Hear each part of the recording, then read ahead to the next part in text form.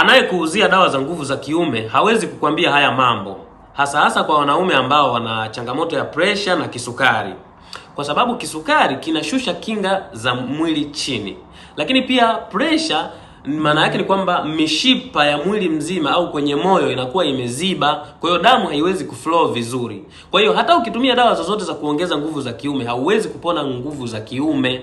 Kwa hiyo unachotakiwa kukifanya ni kutibia kwanza presha ipone na sukari ipone, yaani mwili wako uweze kumanage sukari, uweze kumanage presha vizuri, ndipo utaweza kupona nguvu za kiume. Sasa hawakuambii haya mambo kwa sababu wanajua watakapokuambia masuala ya presha na sukari ndiyo yanasababisha wewe hauna nguvu za kiume, wanahisi hautanunua dawa zao, ndio maana hawakuambii. Lakini ukweli ni kwamba kama utaendelea kutumia dawa za kuongeza nguvu za kiume bila kutibu presha na kisukari, hauwezi kupona nguvu za kiume.